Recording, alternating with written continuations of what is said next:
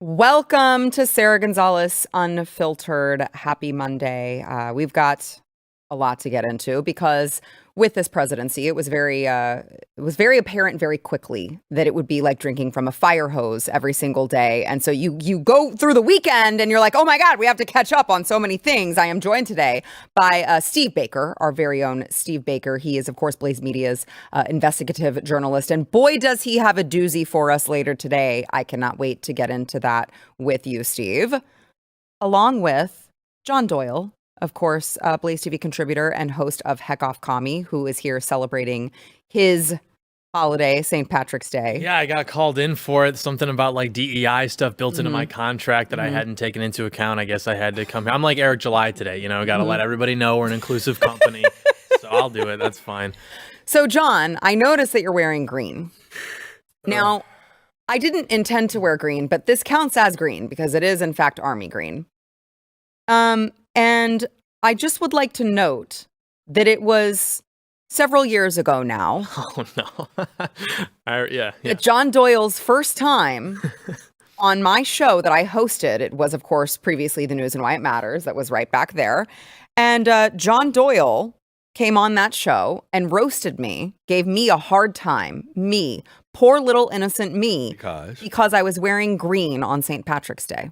You know, that was a different John Doyle. He called me a sorority girl. I have gone, well, you should take that as a compliment.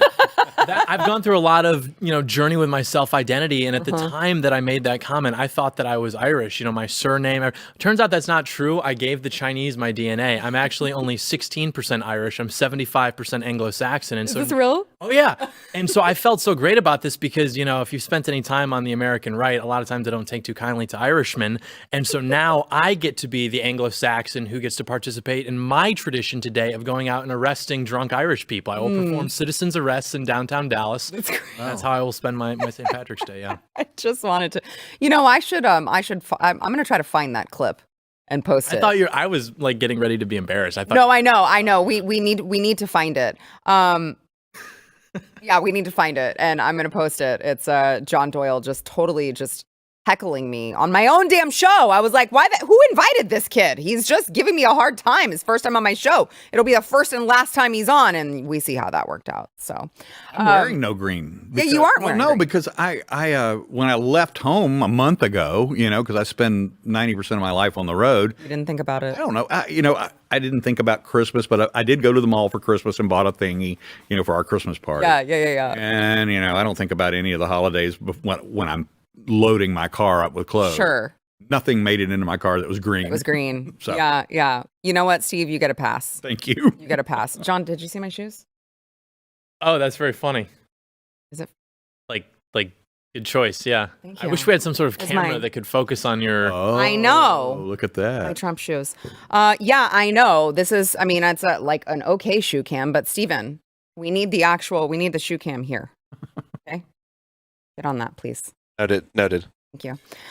So do you guys remember those last minute pardons from Joe Biden to all of his, I would call them co-conspirators, right? You had his brother James, his brother's wife Sarah, his sister Valerie, her husband John Owens, his brother Francis, Dr. Anthony Fauci, retired General Mark Milley. You had Liz Cheney and the rest of the January 6th Unselect Committee, as Donald Trump likes to call them. And you had this happen at the time, and we're like, why would you pardon people if they didn't? That seems strange. Your family members, that's really weird because you said that there was nothing weird going on with your family members. So why would you pardon them? And so today you had this news that perhaps maybe, I don't know, this is probably just wishful thinking, justice might be coming after all because President Trump, for now, is declaring these pardons that Joe Biden gave void. he announced on Truth Social the pardons that sleepy Joe Biden gave to the unselect committee of political thugs and many others are hereby declared void, vacant, and of no further force or effect because of the fact that they were done by Autopen. In other words, Joe Biden did not sign them, but more importantly, he did not know anything about them. The necessary pardoning documents were not explained to or approved by Biden. He knew nothing about them, and the people that did may have committed a crime. Therefore, those on the unselect committee who destroyed and deleted all evidence obtained during their 2-year witch hunt of me. By the way, that is true. They did destroy this evidence. They also just completely manipulated it, but we'll get into that. And many other innocent people should fully understand that they are subject to investigation at the highest level. The fact is they were probably responsible for the documents that were signed on their behalf without the knowledge or consent of the worst president in the history of our country, crooked Joe Biden. Now, I want to show, there's this video that we have. Let's play that. This is all of the pardon signatures. If you just, that's very clearly an Autopen. It's the exact same signature to a T in every single one of them. And so you have, look at that, January 19th. January 19th, 2025, his last damn day in office, hours to go. In the 11th hour, he decided to do that. Now, you already have Missouri Attorney General Andrew Bailey, who has asked the DOJ to investigate whether his cognitive mental decline allowed unelected officials to make decisions without his knowledge or approval. Because if that's the case, his executive orders, his pardons, anything that he did, those of you who are listening on audio podcasts, we're using the air quotes here, anything that he did or signed could be totally unconstitutional and void, including, by the way, this isn't just the pardon of his family members and Dr. Fauci and all of these, General Mark Milley, all of these, I would call them traitors. This is also his controversial decision to pardon violent murderers and other criminals. So you just have to look at this and think to yourself, maybe Donald Trump knows something that we don't know. Autopens go back a long way.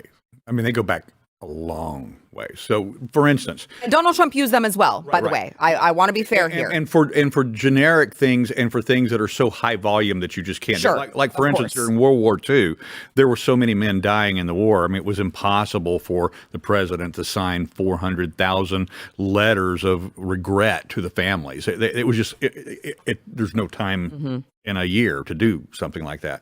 And so Autopens were used even then, or secretaries did that. If you go back much further, the secretaries learned how to emulate as close as possible to the president's signature, and they had a second person that was designated to do that.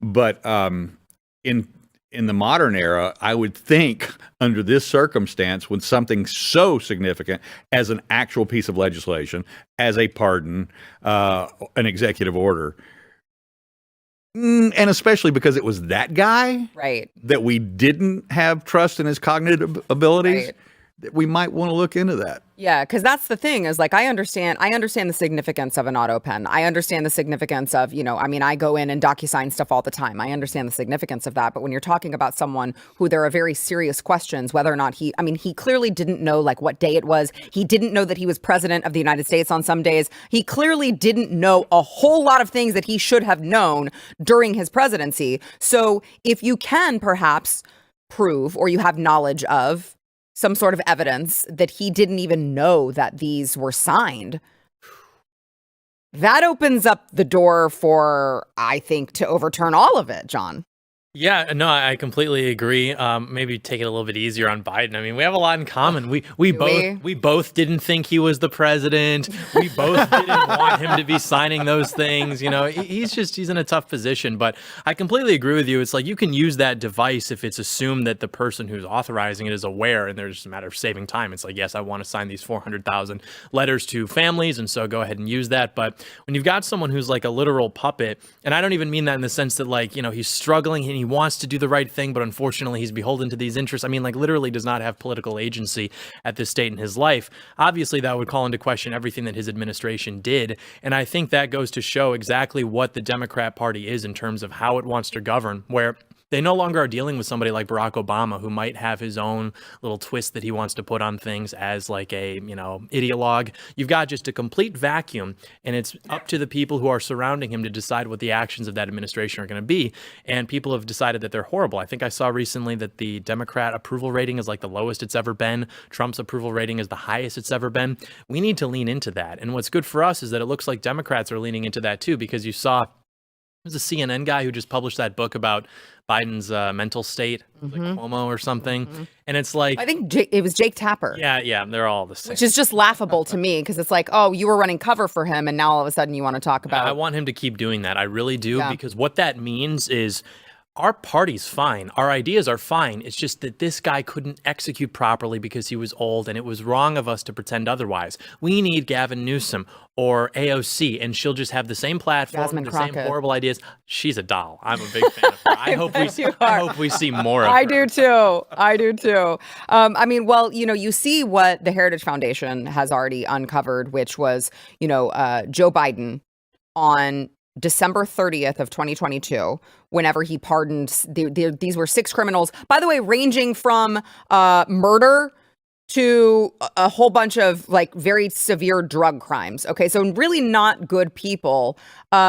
He signed with Autopen on December 30th, 2022, but he was vacationing and golfing in the United States Virgin Islands at the time.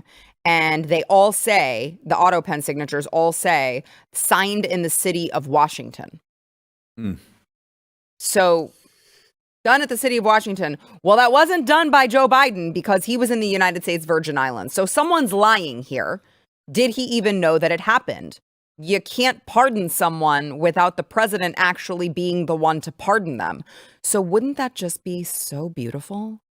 If like we can just uncover all of this and then all the pardons are out the window, and then Anthony Fauci's going to prison, Mark Milley, Liz Cheney. I mean, just throw them. I mean, Fauci belongs under the prison, as our friend Eric July likes to say. But you have to be honest.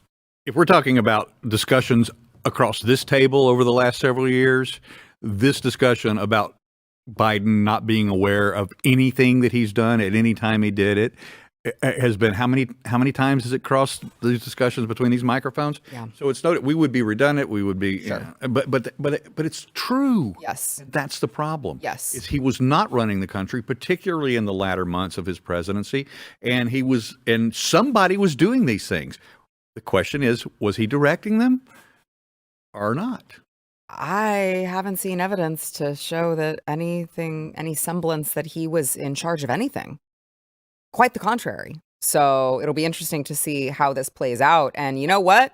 Good for President Trump for just going ahead and he's like, you know what? I'm just going to blow the whole thing up. I'm just going to keep going. Our next story that I want to get into after the break, same thing. You have anyone who stands in his way and he knows that it's lawfare or it's, any sort of the Democrats trying to screw with him. He's like, yeah, I'm just going to proceed as I know is the right way to do things. And you guys, I guess, just try to stop me, which, by the way, was how Joe Biden operated, or at least whoever was managing Joe Biden was like, oh, the Supreme Court said I couldn't do this, and I'm going to do it anyway. So, all right, let's go ahead and take a quick break. We'll be back with more. I want to remind you guys, though, do you like my hat? You guys like my hat? Steve was like, I want one of those hats. I'm going to get Steve a hat. John, I'll get you one too if you're nice to me. You can go to saramerch.com. Go get you a support your local ICE raids hat, mug. The hoodies are really, really sick. I need one of those. A shirt as well, along with a whole bunch of other stuff. saramerch.com. And make sure that you guys are subscribed here on YouTube and hit the like button, the thumbs up button. Make sure to comment. It will help us in the algorithm, which we all know is stacked against us because we're still making $0 off of this program on YouTube. We're still demonetized. Next month, it'll be 2 years. We'll have a special 2-year anniversary of being demonetized here on YouTube. And those of you who are watching on Blaze, we appreciate your subscription. So those of you who you understand the importance of being prepared for an emergency. Perhaps you think all the time about having emergency food, but you haven't considered yet emergency medicine. Might I just remind you that sometimes there could be something that happens that might include supply chains just totally shutting down because there was some crazy pandemic that was unleashed on the entire world. And then you find out all your medication is made in China and you can't get what you need to save your life. I know that sounds super crazy. It's just that it happened like 5 years ago and it could happen again. So the point is, you need emergency medication. You probably won't need it, but if you do, it will save your life. That is why you need the Jace case. It's a personalized emergency kit that contains essential antibiotics and medications that treat the most common and deadly bacterial infections. So they have 5 life-saving antibiotics for emergency use in there. And then you can add on ivermectin, you can add on an EpiPen, you can add on whatever you need to fit your family's needs over there at jace.com. They've also got a giveaway you can enter while you're there. Go to jace.com, enter the giveaway, and then you can purchase your own case while you're at it. Enter promo code Sarah at checkout for a discount on your order. That is promo code SARA at jase.com.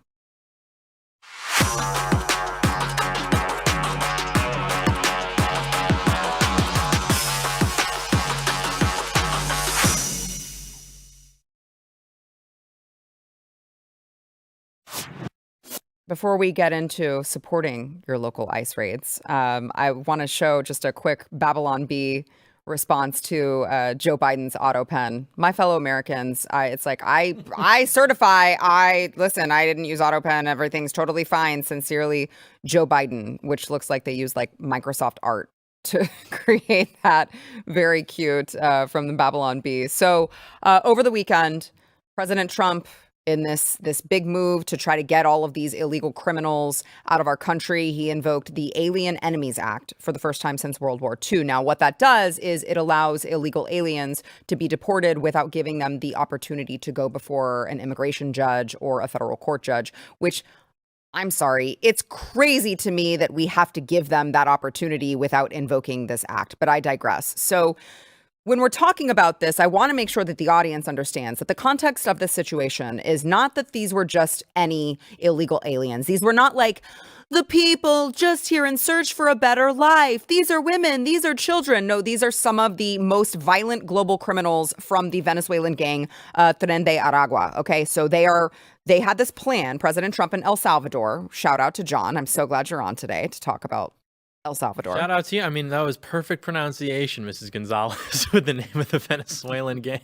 As you would expect. Yeah, I'm just... And so they had this plan to ship them to El Salvador because El Salvador said that they would house all of these horrible criminals in their max security prisons. And I want to play President Trump on Air Force One talking about removing these illegals from our country. Watch. I can tell you this, these were bad people.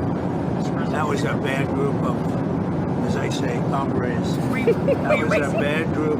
When you look at them and you look at the crimes that they've committed, you take a look.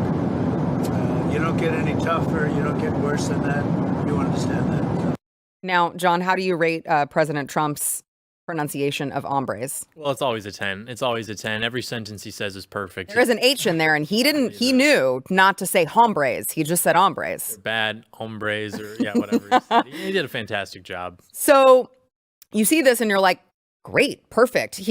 There should be absolutely no argument here. It's not that he's removed, the people who have been here for 30 years and they're just perfectly good workers and they don't have a criminal record other than the fact that they're here illegally.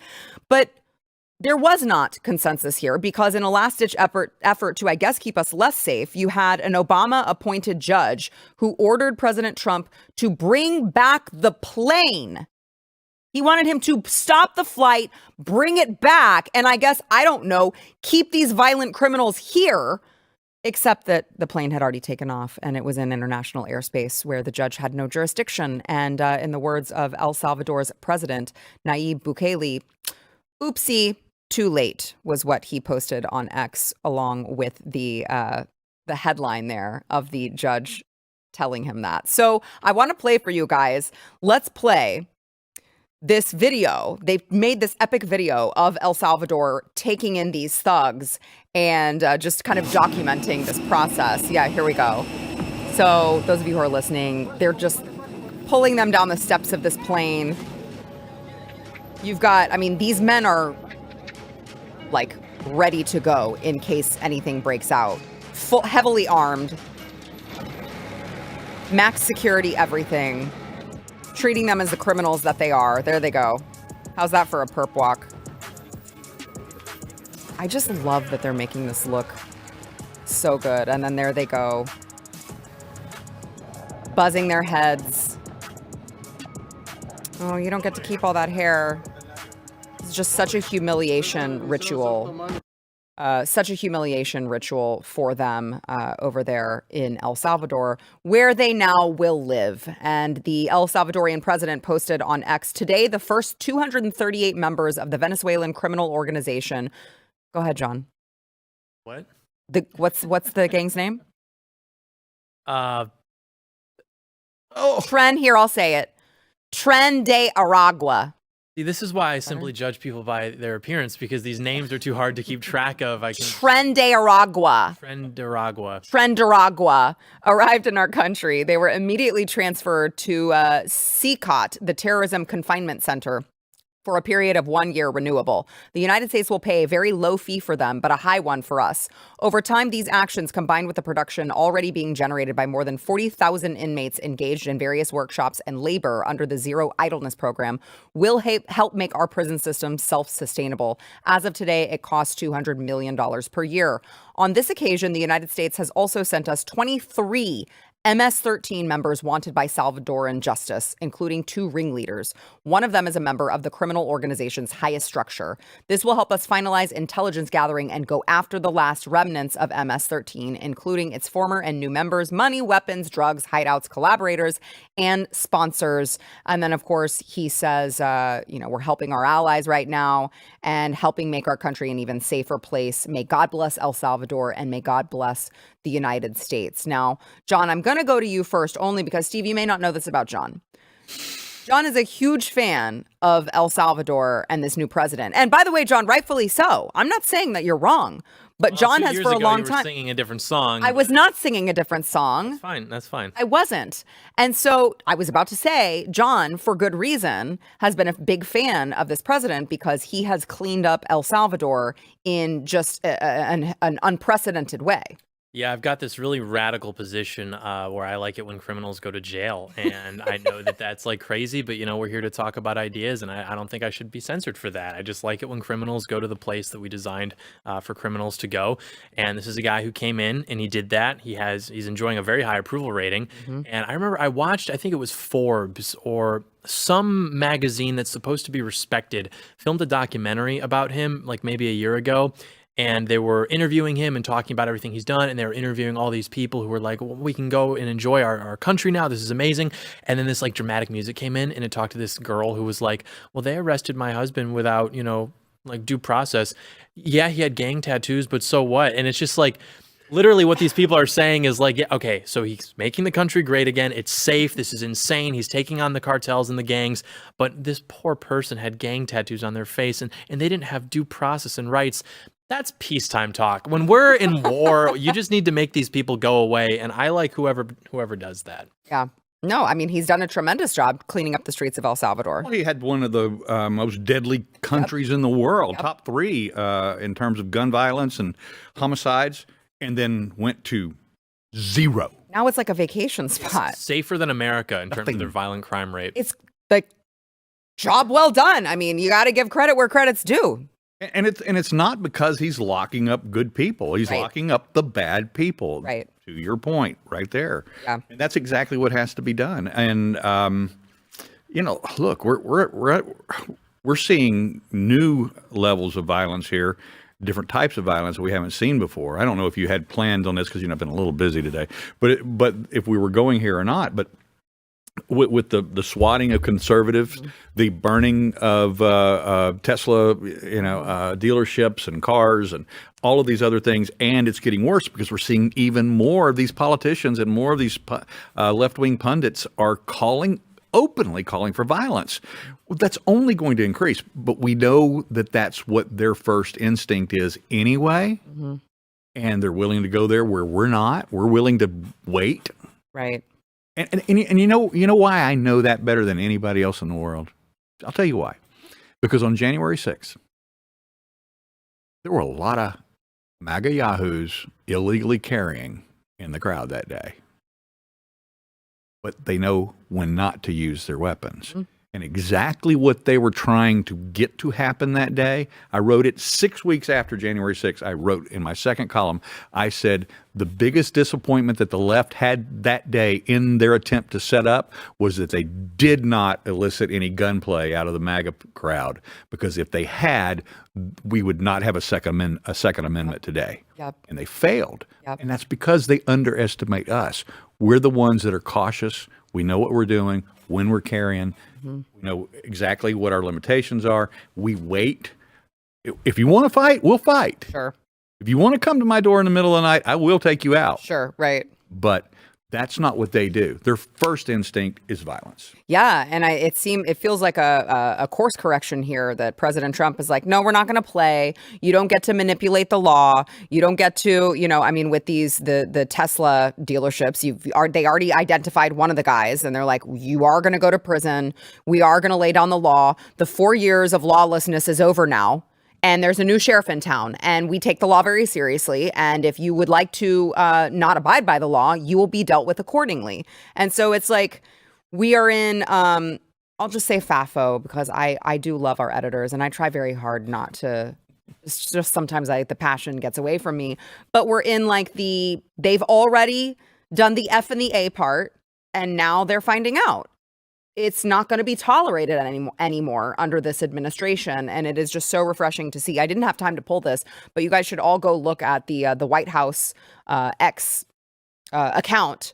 They posted this really, really amazing video of these people being chained up, illegals being chained up to the song Closing Time, which I guess I couldn't play anyway because YouTube will hit us for copyright. But it was like, you don't have to go home, but you can't stay here. Bye-bye. We really honestly don't care where you go. That's why I say, guys, I really want a Stephen, what is it that I want? A catapult. I couldn't think of the word. A catapult on our side of the Mexican border. And we can just, I promise you, this would be such a moneymaker. People could just pay to press the button that would catapult people to the other side of the border. And once they get there, where you go is up to you.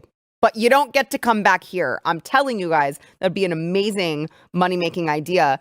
I said we could probably charge $100. I'm going to be nice and give you guys a deal. It'll be like a Blaze special, but we could probably charge a lot of money. People would pay a lot of money. I would. I don't know what that says about me. All right, let's go ahead and take a quick break. We will be back with more. First, we want to thank our sponsor, Relief Factor. By the way, so Steve just mentioned January 6th. Let's talk about that.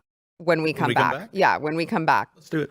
When we come back, let's talk about that. First, we want to thank our sponsor, Relief Factor. So Relief Factor is there for those of you who live in constant pain, whether it's neck pain, knee pain, back pain, ankle pain. I don't know where your pain is in your body. Hopefully it's not like a pain in the ass spouse, because that's not the type of pain that I'm talking about here, okay?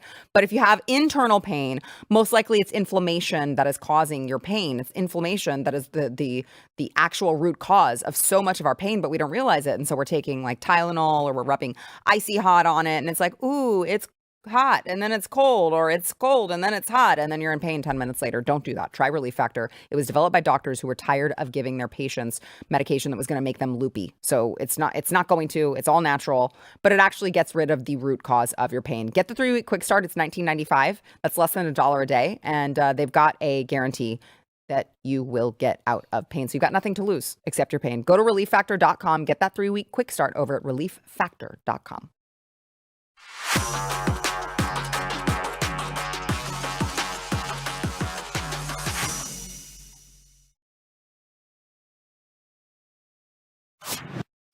Well, Steve, our very own Steve Baker, today published another exclusive on January 6th. Pelosi's fixer at the Capitol on January 6th, an unforgivable betrayal, friend says. And this is really, I think, you tell me, Steve, kind of a first installment of an expose on the mastermind, or one of the masterminds behind January 6th. You know, when we teased this, what was that, Thursday or Wednesday of last week? I think Thursday, maybe? Thursday, I think. Yeah, and you actually got me in a lot of trouble. Did I? Yeah, because the little the reel that we did, that we put out there. So you know how many people in this new media world I mean, it's like everything else. They want it now. They want it right this moment. Yeah, I know that. You know? Yeah. Blah, blah, blah. Just show us the goods. Exactly. It's Stop instant coffee. It's Keurig. It's, drive-through fast food, everything. They want it right now. They forget that, for 50 years, 60 Minutes has been advertising what's coming this weekend on Sunday. Starting on. So if you watch the Monday Night Football or you watched whatever, you're going to get an advertisement for that later on. And they forget that that's actually how it's been done forever. Yeah. All right. So we're not really doing anything new. We're not trying to deceive anybody. But what really pisses me off is when they claim that we are either keeping people from going to jail because we're delaying justice, or we're helping people like during the January 6th trials by not revealing things that people were suffering because we were holding on to stories. But they don't understand the process. They don't understand that just part one took me 7 months to develop. And then once we finally get all of the bones on the table and start trying to put them together, then I have to go through 5 layers of editors, legal, right, everything else. Right. They have no idea. No. So it's a frustrating thing about X and the internet to have to deal with. So I don't. Hold on. Can I tell them really quickly? My message to them would be: I can't wait for your expose on January 6th. Yes, Get back to me when you write yours and publish it. I remember realizing that very early on in my young career in politics. I used to think, why am I making money doing this? Shouldn't it be for free? I mean, this is the right thing to do. And then I realized I'm not paid for what I do. I'm paid for the arrows I take in the meantime from all the stupid people. That's why I need to be paid. Otherwise, I'd do it for free. That's right. But amazingly, and I always get, I'll be perfectly honest, I have tremendous butterflies in the last 24 hours before a story comes out. And then, knowing that it was coming out at 5 o'clock this morning, Central Time, I was up before that. I was just like, my gut was knotted up because you don't know how people are going to respond to this. Are they going to look at it and are they going to react positively? Or are they going to get it? Is it too confusing? Is it too esoteric? Do they understand it? And overwhelmingly, 98% of all the response to this has been, we understand, we get it, because everyone's been waiting for somebody to just say, that guy did it. Now, he's not the only one that was involved. Mm-hmm. And we don't know every single thing that he did. But when you start taking all of the pieces and you bring them together, and then that mosaic comes together of what we've been working on for me for 4 years, and then 7 just on this one guy, then you start seeing, it starts coming alive, and people are seeing it for what it is. And that's what makes this so credible for everyone, is this guy's background. As we talked about before, we've named him now. His name is Aaron Black. Okay. Actually, his real name is Aaron Minter, Minter. Look at him there. He goes by Black, and we don't know why. Huh? Nobody's ever shared why he changed his name, but he actually has several aliases. We've done quite an extensive dossier on him. He's very good at removing himself, for the most part, from the internet, what he can remove. He's not been able to remove the Project Veritas videos that he was captured in back in 2016. There's still some lingering Operation Wall Street videos where he's giving speeches out there that apparently he couldn't scrape, but he's really good at scraping his existence from the internet. Mm-hmm. Sorry, Aaron. We hired pros, and we went into the dark web. We went into the Wayback Machine. We did everything we could to go back and find these photos that he would like to not be out there. But ultimately, you take him through his known career path from Occupy Wall Street, principal and original organizer, up until 2016, where he's caught on a Project Veritas sting, admitting that it was his guys that started the violence at a 2016 Trump campaign rally in Chicago, that they had to cancel the event. It was so bad. And then you fast forward another few years, and all of a sudden, his letterhead says, Chief Political Advisor, or Senior Political Advisor to @Team Pelosi. Look at that. Yeah, she loves him. Yeah, Senior Advisor. That looks more personal to me. Yeah, this is a very close relationship. I mean, I started this morning, I retitled, rather than calling him Pelosi's fixer, I started calling him Pelosi's precious. No, I mean, look at the way is. she's just so endearingly, lovingly You've got to touching see the look in his- her eyes his- towards look him. at that. That is, yeah, she loves You're him. my boy. Wow. Oh yeah. I mean that picture. So paints he a was thousand words. there. He had people who infiltrated some of the. We have Trump team, do we know? we have people on the record and off the record who are telling us what his involvement was that day. Some of the particular individuals were. We're still, we're not going to go to publication with things that we don't absolutely know 100% about. But I mean, we know he has a history of that. We know that that's been his career. That's been his job. I mean, he is a provocateur. He is a left-wing DNC Marxist street organizer. He is very bold about that in the few printed or verbal comments we can get. That this is what we do. This is what I do. And then he says, "Oh, wait, nobody's supposed to know who I am." Right. And that's also caught in the Project Veritas videos thing, because he realized that, I'm not supposed to be talking about. Now, this is the same woman, obviously Nancy Pelosi, who also was on video from her, wasn't it her daughter who got her, we finally saw this video of her saying, it was my fault, I should have had National Guard there, it was my fault, I take responsibility. And you just couple that with these little tidbits that we're getting, that this guy actually was there on January 6th, that you had FBI, what would you call them, Steve? Informants? CHSs, they call them. Confidential human sources who were dispersed in the crowd. When you have all of the surveillance footage from, not only Steve Baker in the Capitol on January 6th, but these other people who seem to just be getting a guided tour around the Capitol by Capitol Police. Very lovely interaction with them. At no point does it become tense or anything like that. And then they find themselves on their way only to be hit with felony charges later on. So, Steve, it's I realize that there are a lot of people who would say, well, January 6, 2021 happened a long time ago and we just need to move past it. Well, no, we don't, because we need to get to the bottom of exactly how deep the rot and corruption gets when it comes to the setup that was January 6, 2021. And I have no doubt, Steve, that you are just continuing to dig deeper and uncover more on that. Well, that's one of the things that I told you on Thursday, is that one of our sources said to me, when I asked him, I said, "Are you frightened of Aaron Black?" He said, "I'm terrified." I said, "Then why are you talking to me?" I'm repeating what I said on Thursday. He said, because he has to pay for what he did to all of us on January 6th. And what he did to all of us was he successfully helped Nancy Pelosi. And by the way, this is an exact quote from Pelosi when she was forming the January 6th Unselect Committee. She said, "The purpose is so that we can establish and preserve the narrative of that day." That's an exact quote.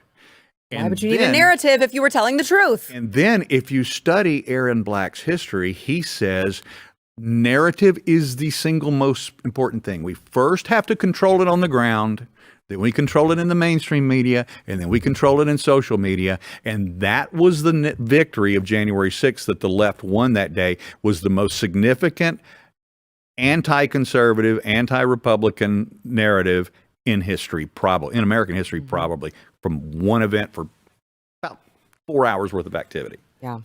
Which, by the way, again, those of you who are new to the show, Steve knows because he was there.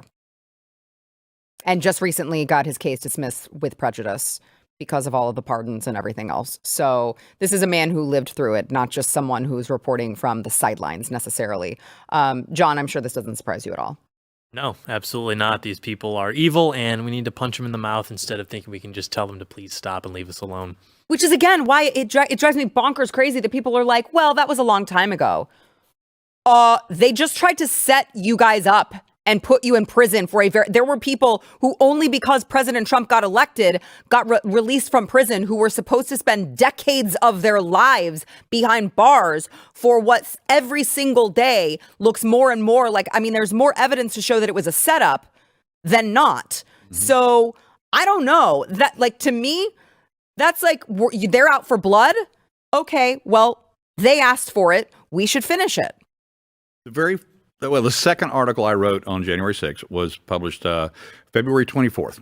of 2021, 6 weeks afterwards. The title of the article was "Who Was Up the Chain on January 6th?" The cover photo I used was Pelosi and McConnell elbow bumping because it was during COVID.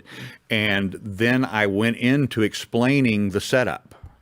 Now, a lot of my viewpoints have changed over 4 years. A lot of my initial assumptions and conclusions have been challenged by the video evidence that I've had access to in the meantime. And I've never been afraid to make that adjustment and make that change or to correct the mistake. And in fact, when Matthew Peterson, the editor-in-chief for Blaze Media, when he called me over a year and a half ago and started interviewing me about potentially coming on board, I told him, I said, the only reason I'm even willing to talk to you is, and I said, the only company that I've ever said, and I've told it to friends and family, that I would give up my independence to be a part of would be the guy who says we lead with our mistakes. That's Glenn Beck.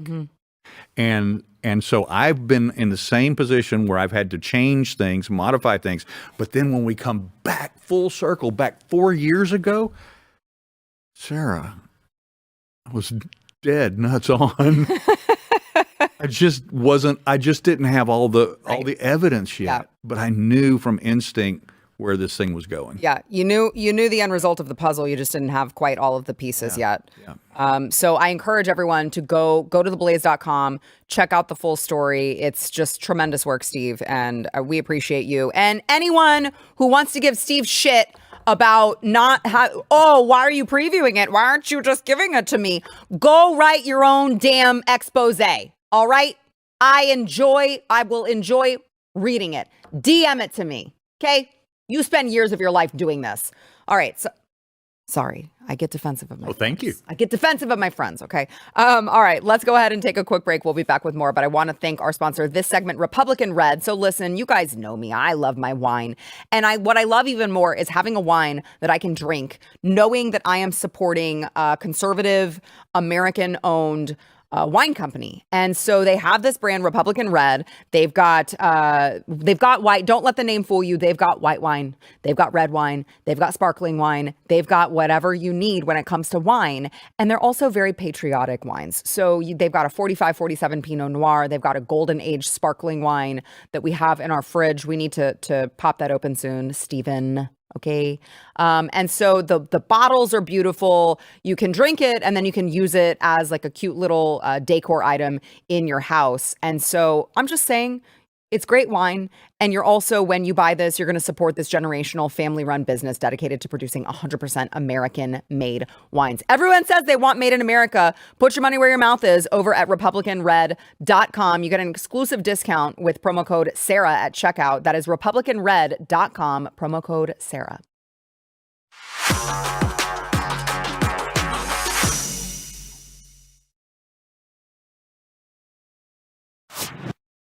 So you had Democrat Senator Mark Kelly, who posted a video over the weekend displaying what I would call his EDS, of course, Elon derangement syndrome. So he was bragging that he traded in his climate-saving Tesla, because we got a climate crisis going on, for a gas-guzzling Chevy Tahoe. Watch.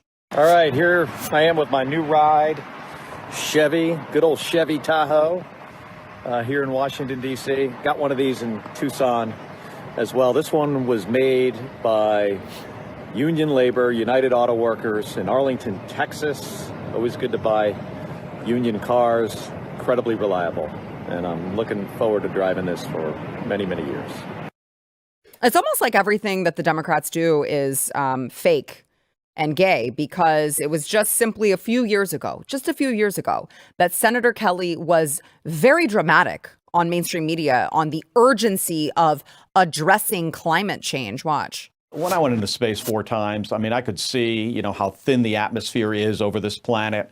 It's as thin as a contact lens on an eyeball. And we've got to do a better job taking care of it. I have not seen in my time in the Senate many folks that deny that the climate is changing. That was a thing of the past. Now is, what do we do about it? We passed the Inflation Reduction Act, which is a big down payment on reducing the amount of carbon we put up into the atmosphere.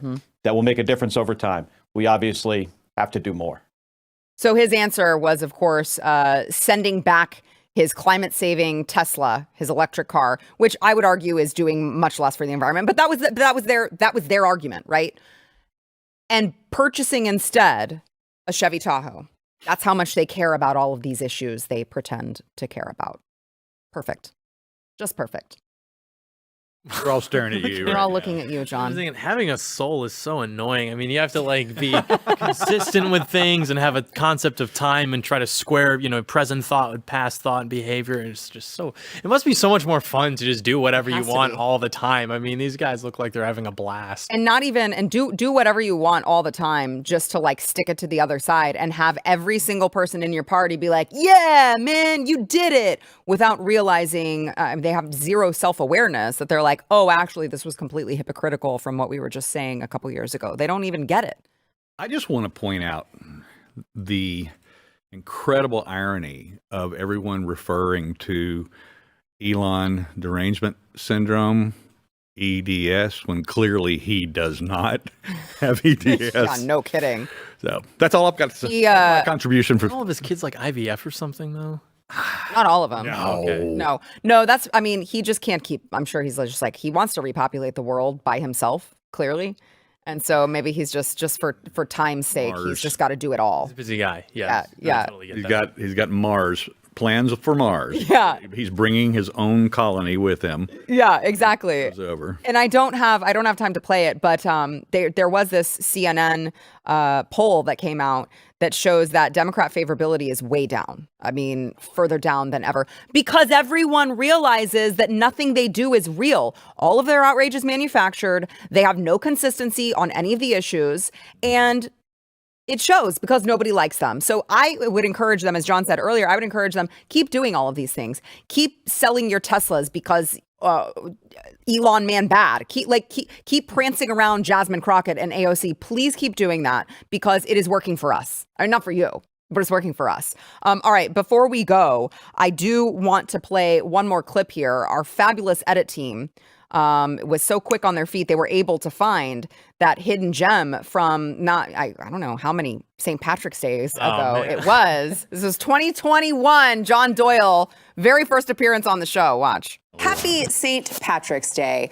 Today, we bring you a token Irishman, John Doyle. Here to offer the Irish perspective. Yes, political commentator John Doyle. What a baby. We did really, honestly, we were like, oh, wait, crap, you're right. We did have an Irishman on St. Patrick's Day. How appropriate. Also joined by Jason Buttrell, chief researcher of the Glenn Beck program, who is, I don't know what your heritage is. You're wearing the right color, though. Well, apparently I'm not. John told me I'm just culturally appropriating. That's not what I said. You can culturally appropriate all you want because Irish people don't care. The problem is that you're like a 20-year-old college girl who's like, I'm going to wear green and be festive today. Whereas I, the actual Irishman, am wearing an Aran wool sweater. The best wool in the world comes from the Aran Islands, where I visited 3 summers ago. Such So, a dork, dude. You're not even Irish. That's not even true. Green. That's Irish not even culture, true. green. Take it off. Yeah, I'm like, Take it how off. can I We've get seen enough enough. green? I've got the green dress, but I We've need the seen green enough. eyeshadow to match it. And I also have green on my earrings. Take it all the way there. I'm celebrating. It's I know. uncomfortable. It's uncomfortable for John, so I wanted to keep playing it. Wow, you were a baby. Do you still have that sweater? Yeah, I do. And, for what it's worth, to the guy's credit, he is right about the quality of the wool in this. Guy, it's That you. is true. He's right about that, but man. Talking about that guy that was on the screen there? Yeah. That guy was right. Yeah. Fun. That guy who was insulting the show host his first time on the show. You know what? She invited him back on years later. I think that says more about her. Yeah, I guess it does. So I guess, am I supposed to wish people happy St. Patrick's Day? Or am I not allowed to do that if I'm not Irish? I'm like 1% or something, too. So are you going to give me permission? Yeah, heck yeah. Happy St. Patrick's Day! What do you... R, matey? What?